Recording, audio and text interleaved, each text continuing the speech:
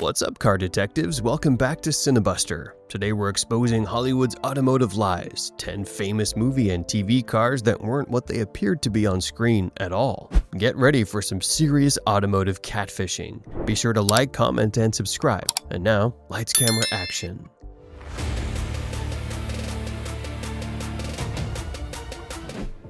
Car number 1. Nash Bridges was a crime-solving TV series that had moderate success featuring Don Johnson's character, Nash Bridges, and Cheech Martin, inspectors with the San Francisco Police Department fighting crime one mystery at a time. Production wanted you to believe that Bridges dailies an ultra-rare 1971 Plymouth Hemi Cuda convertible, one of the most valuable muscle cars ever made, and that might be the most elaborate heist in the whole series. In 1971, only about 100 Hemi Cudas were made, with only 7 optioned as convertibles. The car was actually a tastefully modded clone. The prop department decided to source lesser model 1970 Barracudas, mostly with 318s or 383 motors that were resto modded and grille swapped to look like the legendary Cuda and call it a day. The majority of viewers were none the wiser unless you were a car enthusiast with a keen eye. Why the deception? Well, $180,000 clone or a 7-figure Mopar. To the CBS network, the former was a clear no-brainer. Car number 2. The most famous automotive deception in modern cinema, when Bumblebee transformed from a 1977 Camaro into that sleek yellow 2006 Camaro concept. Audiences lost their minds, except for one minor detail. No 06 Camaro existed.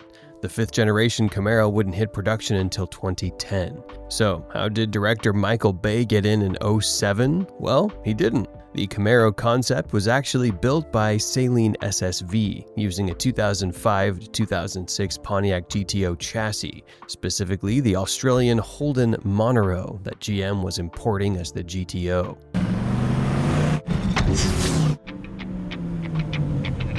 Saleen created custom body molds from photos of GM's 2006 Camaro concept to build the movie cars. Under that Camaro skin, pure Australian muscle, mate. The GTO's rear-wheel drive setup powered by an LS2 V8 and platform made it perfect for creating a drivable Camaro years before one existed. Chevy later created a 2010 Camaro Transformer Special Edition based on Bumblebee. Wouldn't be the first time a Camaro arrived second. Car number 3. Nicolas Cage's Eleanor is worshipped as a 67 Shelby GT500, but it's a beautiful lie. Cinema Vehicle Services built all the Eleanors using 1967 to 68 Ford Mustang fastbacks, not genuine Shelbys. They added fiberglass body kits, custom side exhausts, lowered suspensions, and Shelby badging to create the look. Why? Because destroying the real GT500s would cost millions. Only about 2,048 genuine 67 GT500s were built, making each one worth $200,000 to $400,000 plus today.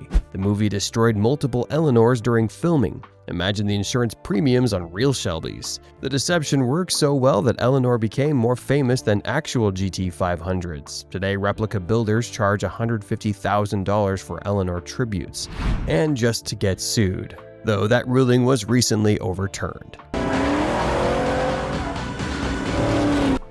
Car number 4. The most expensive movie car destruction scene that never was. When Cameron's dad's 1961 Ferrari 250 GT California Spider goes through the glass garage, everyone gasped. Relax, it wasn't real. Only 55 to 56 genuine Ferrari 250 GT California Spiders were built, each worth $10 to $18 million today. Director John Hughes would have needed a lot more than Paramount's budget to rent, let alone destroy one. Instead, the production used 3 Medina GT Spider California replicas, built by Medina Design and Development for about $25,000 each. These fiberglass-bodied kit cars ran on MGB or Datsun 240Z chassis with V6 engines. They looked stunning on camera but cost a fraction of the real thing. 2 were destroyed during filming, one for the garage crash, one for close-ups, and the 3rd sold at auction in 2020 for $396,000. Not bad for a fake Ferrari. As Ferris would say, life moves pretty fast, especially when you're destroying replicas instead of priceless originals.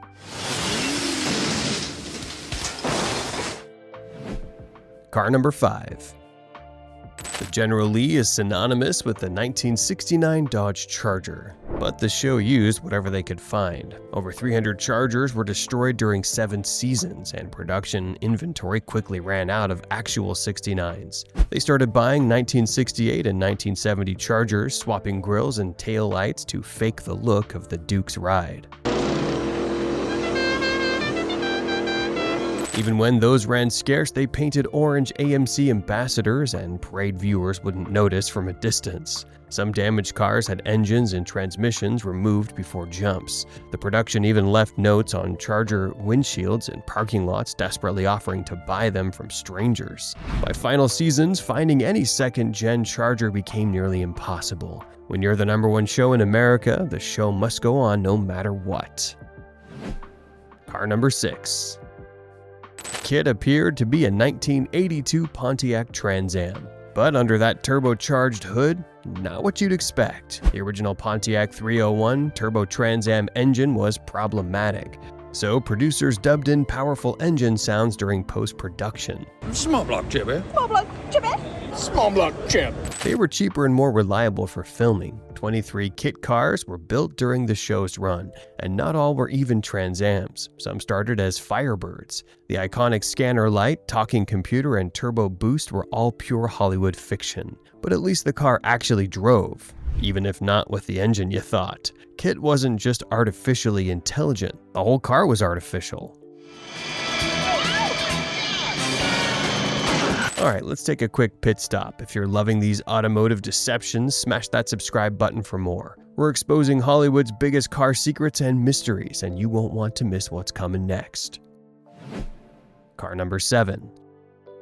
Everyone knows Bond's iconic Aston Martin DB5 from Goldfinger. The real DB5 from Goldfinger sold for a little more than $6 million, explaining why Bond producers weren't eager to crash it. The original gadget-equipped DB5s were much too valuable and rare to use for stunts, so production companies built replicas or modified newer Aston Martins to look like DB5s. In Skyfall, the DB5 that gets destroyed is actually a partial shell on a different chassis. Die-hard fans were in an uproar thinking it was the original car, although, with some common sense, they should have figured it out. Most DB5s in later films were actually modified, DB6s, DB7s, or even completely fabricated shells. In Spectre, multiple replica DB5s were built specifically for explosions and crashes. What appears on screen as Q Branch's masterpiece is often a masterpiece of automotive trickery. But ask MI6 and, well, they can neither confirm nor deny.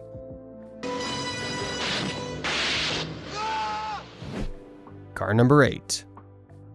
Mad Max starring Mel Gibson began production as a low-budget Australian action movie, so it certainly took the film universe by storm when it became one of the most profitable films of all time due to the low budget, a record it would retain for 20 years. Quick trivia question: does anyone know what film dethroned Mad Max? Let us know if you know the answer in the comments below. The Interceptor from Mad Max appears to be a 1973 Ford Falcon XB GT coupe, but it's actually a standard XB hardtop sedan, modified to look like the rare GT. The production couldn't afford genuine XB GT coupes, so they bought regular Falcons and added GT badging, flares, wheels, and that iconic supercharger. The supercharger sticking through the hood, completely non-functional, just for looks. Multiple Falcons were used during filming, each modified differently depending on what the scene required. Some had working engines, others were rolling shells pushed into frame. The Interceptor wasn't one car, it was several regular Falcons in drag pretending to be rare muscle editions. Given that genuine XB GT coupe now sell for north of $200,000, George Miller's budget constraints accidentally saved future production a fortune.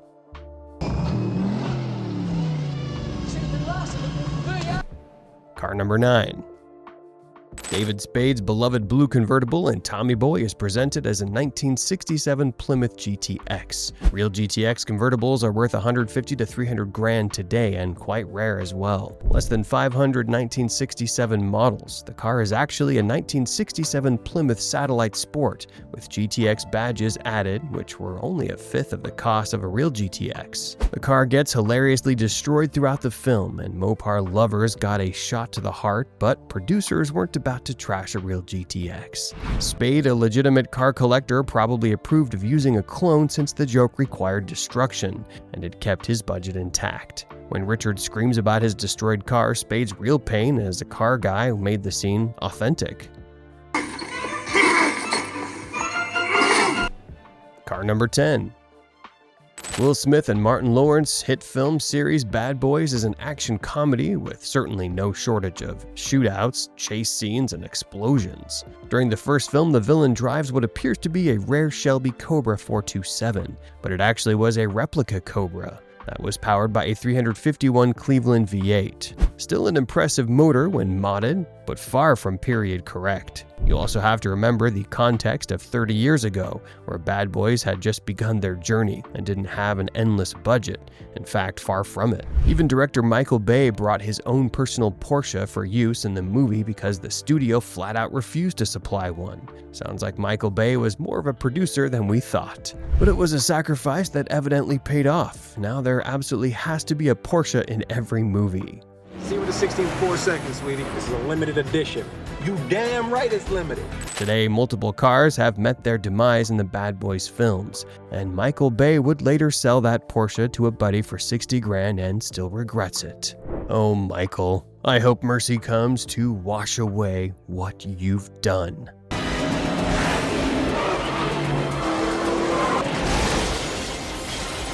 And there you have it, 10 movie and TV cars that were automotive imposters. If you have any movie cars you want us to cover, let us know, because we just might surprise you and do it. Thanks for watching, and as always, we'll see you next time.